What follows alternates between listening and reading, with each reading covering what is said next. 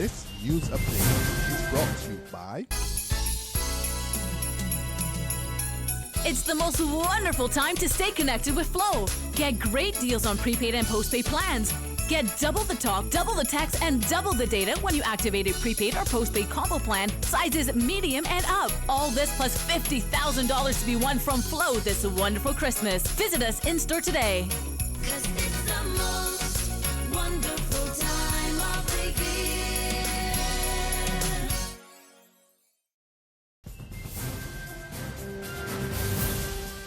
This is your Weekend to Barbados Today news update for Friday, January the 6th. So glad you could join us. I'm Emmanuel Joseph. Top in the news, there's no doubt classes will resume at Combermere School, Waterford, when the new term opens on Tuesday. Chief Education Officer Kieran Beth delivered the news to thunderous applause from hundreds of parents who met with the ministry on the school compound this afternoon. There is no but. I am going on to say to you that the Parsec was saying to you that we in the ministry, our responsibility is to correct all the things that we were told.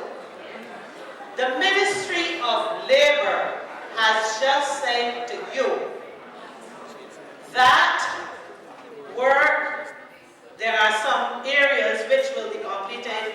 These areas are going to be completed by now and tomorrow or Saturday the latest. Tomorrow is Saturday, right? Okay. All right. In other words, the areas are going to be completed. In the Ministry of Labor's opinion, Alison Chavez, I'm quoting you incorrectly. The school is ready to receive your students. The school was shut down last term after students and teachers complained of a foul odor which left many feeling sick. A team of experts which investigated the matter told the concerned parents the problems resulted from a combination of issues. Engineer Greg Parrish said a major factor was the buildup of waste from the science lab in manholes. Chemistry lecturer Dr. Leah Garner O'Neill raised concern that there was inappropriate management of chemicals at the school, among other things. However, Senior Safety and Health Officer at the Labor Department, Alison Elcock, assured that problems have been addressed and the school will be fit for use on Tuesday. There are some areas where work is ongoing. It is not finished today, but it will be completed before school starts. The main block, when school is the scheduled start of school. The main block where the majority of the classrooms are, we did a walkthrough of that again today, and we're satisfied that they are clean, they're well ventilated, and there's no evidence to suggest that we would have any concern about those being occupied. In other news, this Friday, vendors in the River Van stand are uncertain about their future and they want answers. The Ministry of Transport and Works ordered the vendors to leave the stand on January the 3rd to begin construction of a new facility. Public Relations Officer of the Barbados Association of Retailers, Vendors and Entrepreneurs, Barvin, Robert Maloney, tells Barbados Today the vendors are anxiously awaiting word from the authorities. Well, on a few occasions, I visit the vending community in River Bus Terminal, and they told me that they were only given one more correspondent, which was relating to the first one, just giving them the notification that by the 3rd of January, they would have to look to vacate that location. And other than that, they have not been able to make any contact with Mr. Linton. They had not heard anything from him or from the ministry. I tried again. I advised them that we had as well on numerous occasions looked to make contact with him and was unsuccessful. But we would continue. Once they do not make no advancement against them in a negative manner, well, the ball would be within the ministry's courts. In other news, the busy thoroughfares of Waterford, Warrens and University Hill will be the first areas to benefit from the government's Emergency Roadworks Initiative. Starting Monday, the Ministry of Transport and Works says it will begin an intensive pothole patching program in these St. Michael communities. The ministry claims that heavy rains experienced in November and early December last year severely affected its maintenance program, and it was now ready to get back on track with the help of private contractors, including C.O. Williams Construction and Brathwaite's Construction and Rayside. The road repairs come at the height of strong public outcry about the island's poor roads. A philanthropist of a local charity is not happy with the state of the geriatric hospital and other elderly care facilities across the island. In fact, so concerned is chairman and co-founder of the Maria Holder Memorial Trust, Christopher Holder, that he has pledged to make a significant change.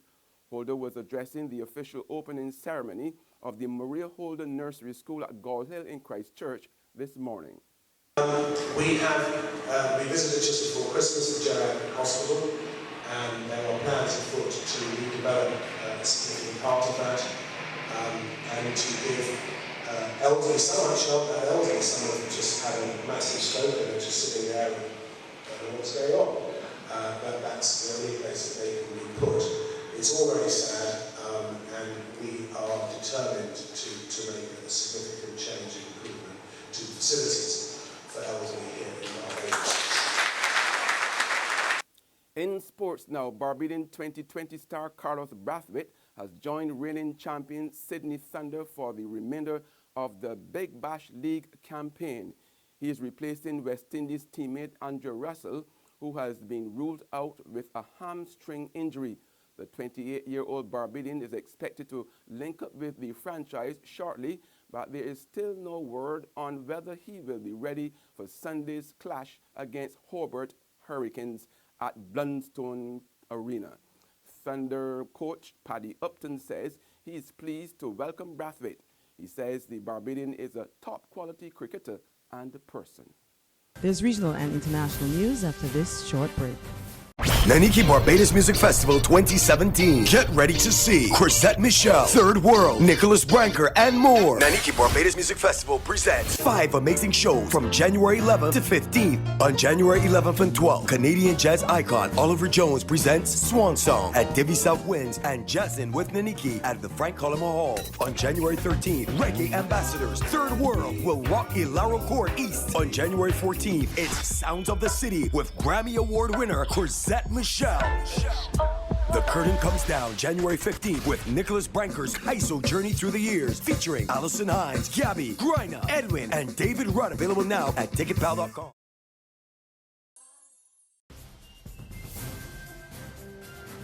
To the region now. A warning to the people of Trinidad and Tobago to brace for the shutdown of the state-owned oil company Petrotrin on Monday.